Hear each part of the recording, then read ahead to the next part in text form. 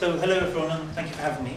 I'm going to talk to you about a research project that I'm undertaking on group formation and maintenance in the Abbasid Caliphate. So we're looking at how and why religious communities were able to maintain their cohesion over a long period of time. And that's important because not all of them did, that some of them disappear over that period. So the question that's centre here is, we don't have a situation where all different religious communities convert to Islam. Neither do all Jews, Christians and Muslims all blend into a single religion. Rather, they remain discrete. There is overlapping ideas and overlapping intellectual and social world, and yet people remain recognisable as Jews, Christians and Muslims. These remain meaningful political statements used to describe these different communities.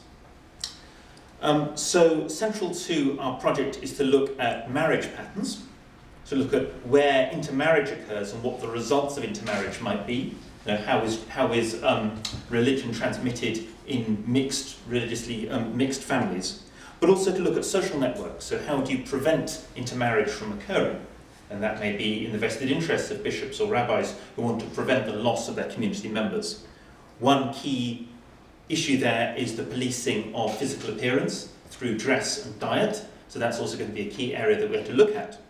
But also we need to recognise that as we're historians in terms of reading our sources, that a lot of what we're reading is not actually descriptions of reality. They're not descriptions of who people actually marry or socialise with or how they actually dress. Rather, that is identitarian discourse of powerful men telling other people how they ought to behave and how they ought to think, using discourses such as history or law or exegesis from scripture, but also maybe forms of evidence that are more ephemeral, like folk song. A lot of earlier writing on religious communities in the Islamic world has talked about religious minorities. And we're explicitly not going to do that.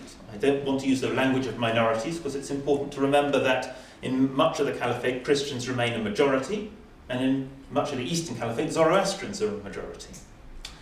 We want to look at multiple religious communities. A lot of the literature in the past has just focused on Christians and has just focused on the discourses produced by theologians. That's very valid in and of itself, but what we want to flag the similarities and differences not just between Jews, Christians and Muslims, but also smaller religious groups such as Mandeans, Sabaeans and Zoroastrians. We also want to stress the internal diversity of different groups. So not just to say Jews, but to say Rabbinites, Karaites and Samaritans, who have very different experiences in this period. Rabbinic Jews are able to sustain their communities in a diaspora that goes across the Mediterranean, where communities who are doing well in one period will help to fund communities that are doing not so well. Samaritans don't enjoy that kind of luxury, and their population numbers plummet across the period that we're looking at. So it's important also to look at examples of where communities are less successful. Finally, we also want to look at Muslim community formation, the existence of different kinds of Shia and Sunni communities that really become socially distinctive political categories in this period.